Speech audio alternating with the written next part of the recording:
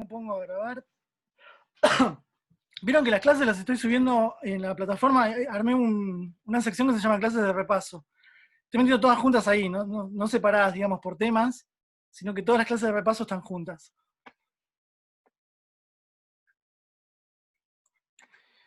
A ver, compartir pantalla.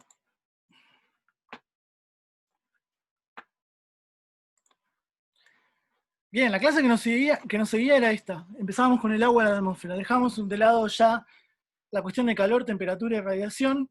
Pasamos al segundo gran grupo de fenómenos y de variables que tienen que ver con el agua. Esto es una caracterización muy genérica, muy introductoria también, cuando hablábamos acerca de las reservas de agua, dónde está distribuida el agua en este planeta, en qué forma. Y empezamos a trabajar con esta figura. Esta figura tiene como el mismo nivel, digamos, de importancia en cuanto a cantidad de información, o es analógica, digamos, a la figura de balance de radiación, ¿no? O sea, de alguna forma, la de balance de radiación está explicando la energía que entra, la energía que sale, dónde rebota, dónde se refleja, dónde se absorbe. Esta va de la mano y muestra en una escala muy similar también cómo se produce, qué efectos tiene, digamos, ese intercambio de energía entre lo que entra, lo que sale, lo que se absorbe, lo que se refleja, y qué consecuencias tienen a nivel termodinámico, digamos, en la dinámica del agua. Así que el ciclo hidrológico va de la mano con la del ciclo de balance de energía.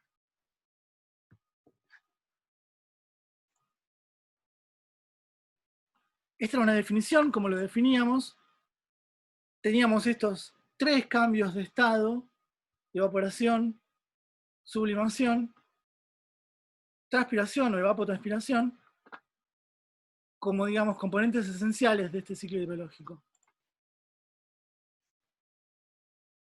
Esto no me interesa mucho, es muy de tabla y es bastante genérico este dato. O sea, es un dato que no tiene mucho ajuste, digamos. O sea. Vimos algunas propiedades físicas del agua, algunas, o sea, se podía dar una materia entera hablando de las propiedades físicas del agua. Vimos las importantes, las más genéricas, o que nos permiten entender un poco el comportamiento del agua en la atmósfera. A ver que tengo gente en espera. Perdón.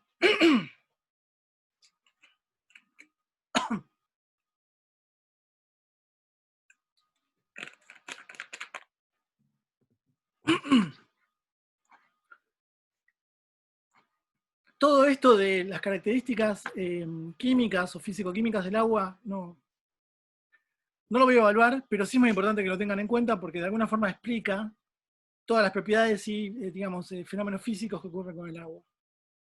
Esta curva ya la vimos cuando hablamos de calor.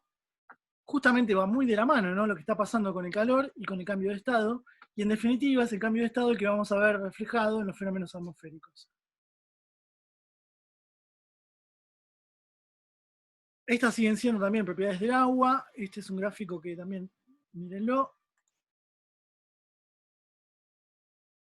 Y luego, ¿cómo se relaciona? ¿Cuál es la importancia de todos estos fenómenos que ocurren con el agua en la atmósfera? Y que después, bueno, esta es la diapositiva introductoria, luego vamos a ir entrando en cada uno de estos.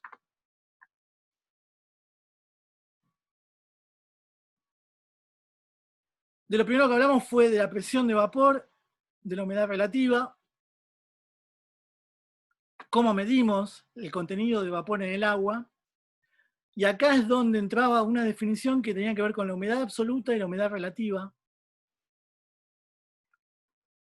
Por presión de vapor entendemos también, esto es algo que viene muy de la física básica, ¿no? O sea, una presión total en una mezcla de gases está explicada por la presión de cada uno de esos componentes sumados de manera individual, ¿sí? Si yo tengo una mezcla que tiene el gas A, B y C, la presión total de todo el sistema va a ser la presión parcial de A más la presión parcial de B más la presión parcial de C. Como si A, como si B y como si C estuvieran en tres sistemas separados, ¿sí? Las presiones parciales son aditivas y me permiten conocer mi presión parcial. mi presión total, perdón. Eso es lo que me está diciendo, digamos, esta regla de presión total y parcial de los gases.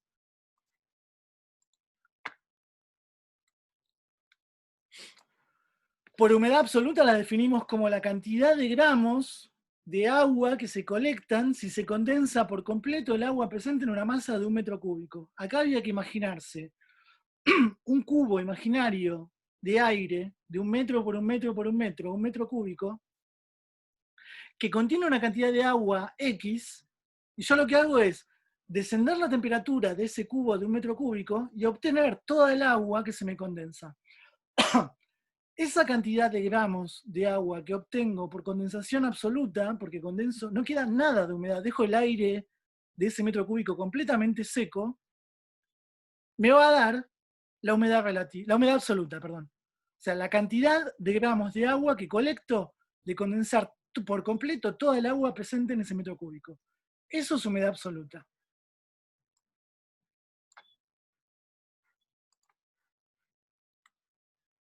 De la humedad absoluta, yo puedo obtener mi porcentaje de humedad relativa, ¿sí?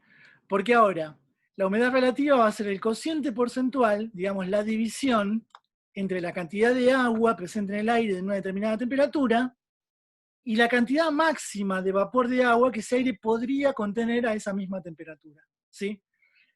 Entonces, yo obtengo mi humedad relativa de dividir la humedad absoluta dividida la humedad máxima posible que podría contener, potencialmente posible, ¿sí?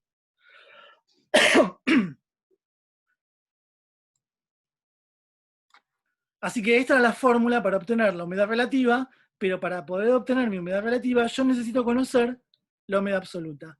Y la humedad máxima se obtiene de tablas, está tabulada, está medida, y es, digamos, es un valor que depende de la temperatura, ¿sí?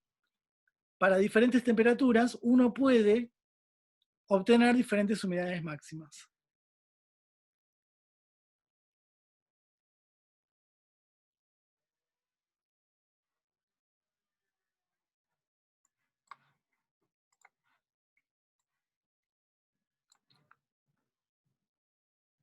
Esto también lo habíamos dicho, o sea, la humedad absoluta, la cantidad de gramos de agua que puede cargar un metro cúbico se incrementa con la temperatura. Yo voy aumentando, incrementando la temperatura, y eso me va produciendo que me aumenta la humedad absoluta. O sea, la cantidad de agua que puede contener una masa de 1 metro cúbico de aire se incrementa con el incremento de temperatura, ¿sí? Aire más caliente carga mayor cantidad de agua. Eso es lo que me está diciendo este gráfico.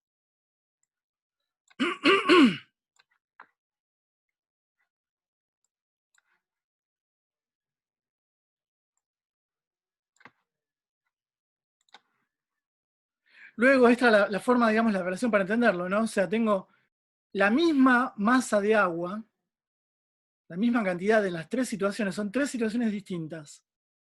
Lo que me cambia en cada una de las situaciones es la temperatura a la que está esa masa de aire, ¿sí? Por ejemplo, la masa de aire acá coincide con la cantidad de vapor de agua, ¿sí? Entonces tengo una humedad relativa del 100%, ¿sí?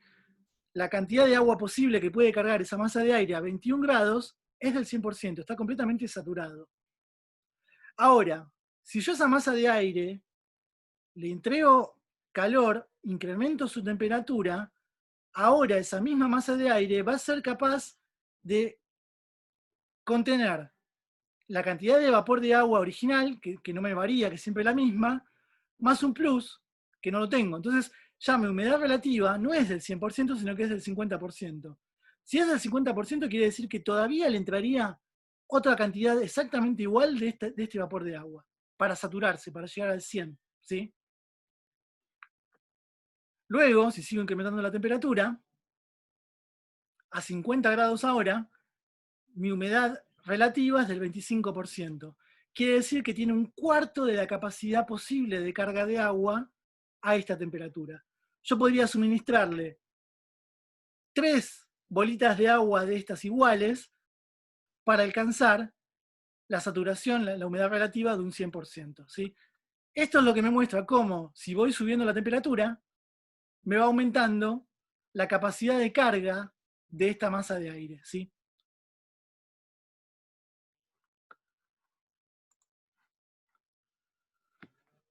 Habíamos hablado un poquito de los instrumentos de medición de la humedad del aire, un instrumento bastante histórico, o sea, pero de los de referencia de los primeros, es el ciclómetro.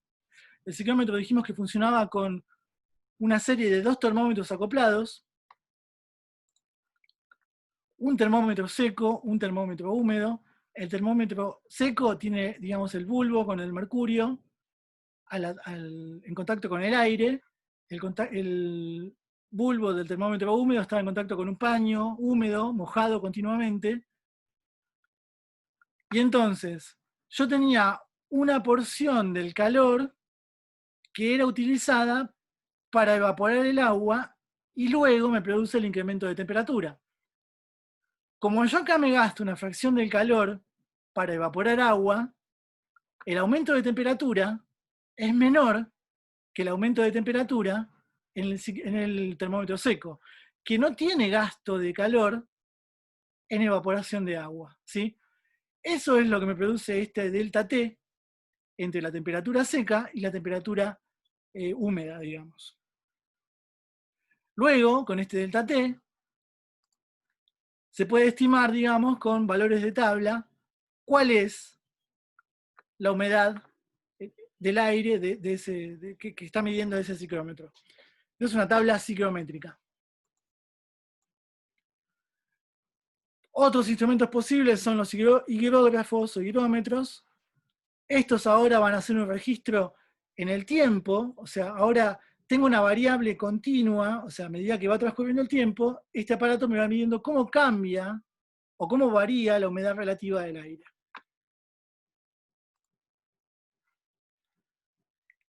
Y luego teníamos esta relación entre la temperatura y la humedad relativa. Lo que veíamos en la curva azul era la humedad, lo que veíamos en la curva roja era la temperatura, y cómo se producía este efecto, digamos, digamos, de proporción inversa, que cuando se me producen las caídas perdón, los aumentos de temperatura, me producen una disminución de la humedad relativa. Y esto guarda relación directa con ese gráfico que les mostraba acerca de cómo a diferentes temperaturas la humedad relativa va cambiando, porque el aire puede empezar a contener diferentes cantidades de agua potencialmente. Eso, era un efecto de espejo proporcional, ¿sí? Porque ven que después, o sea, se traza cada curva y cada valle se va trazando de manera especular, ¿sí? Lo que sube baja y lo que baja sube. Esto era en un rango temporal de horas, voy de nuevo de 0 a 0, de 0 a 24, en un día completo, pero yo podía ver este patrón en un rango también anual, de 0 a 365, hasta en semanas, digamos, la escala. Pero de nuevo veíamos un patrón de proporción especular, digamos, de proporción inversa, entre temperatura en fucsia y humedad en azul.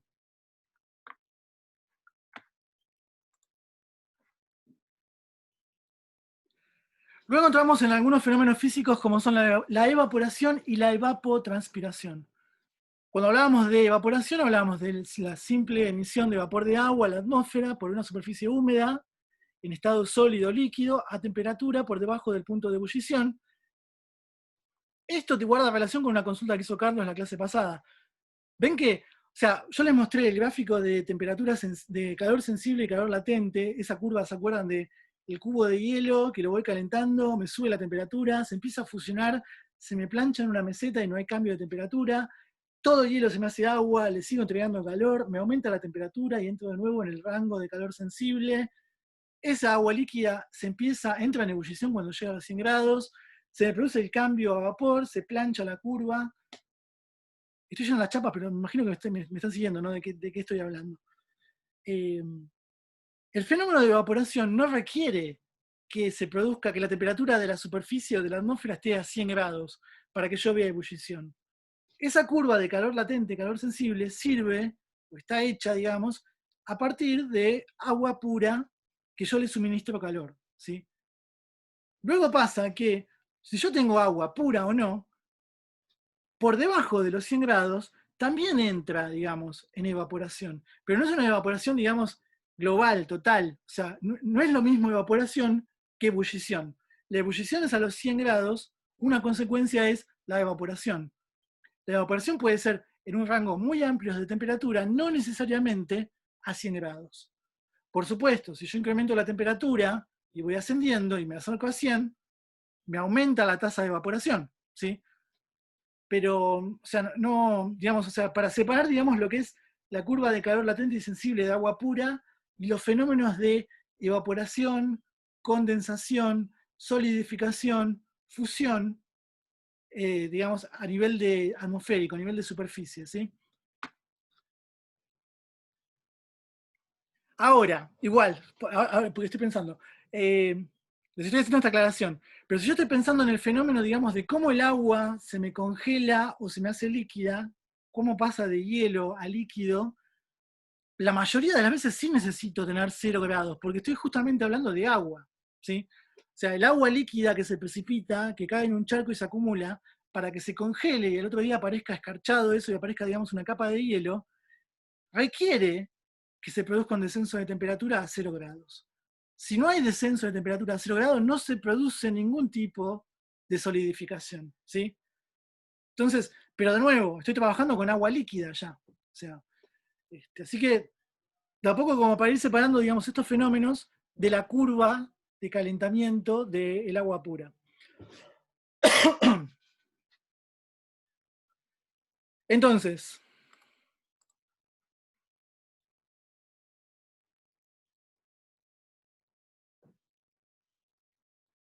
sí, ¿están viendo la pregunta de Ale en el chat? Sí, hay evaporación a una tasa muy baja, pero está habiendo evaporación. O sea, imaginen, digamos, piénsenlo, o sea, en la superficie del agua a nivel molecular, ¿sí?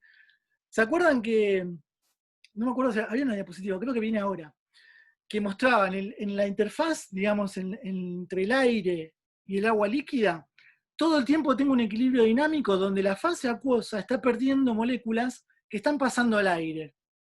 Y al mismo tiempo el aire contiene moléculas en suspensión de humedad atmosférica que pasan, cambian de fase y te están pasando, digamos, a la parte líquida. ¿Sí? Por supuesto, a 10 grados a baja temperatura, la tasa de evaporación es mucho menor que si yo estoy, no sé, a 20, 30, 40 grados. ¿Sí? O sea, la tasa de evaporación depende de la temperatura. Y esto sí, se dice después en diapositivas más adelante. Pero yo a 10 grados a baja temperatura, ¿tengo evaporación en un charco de agua? Sí, tengo. Baja, pero hay. Claro, o sea, pasa con el charco que se va secando, pasa con la ropa que uno la puede sacar un día muy frío, por el frío digo por encima de cero, igual, estoy hablando de 2, 3 grados, y la ropa también se va a secar, o sea, más lentamente porque hay menor tasa de evaporación, pero se va a secar también.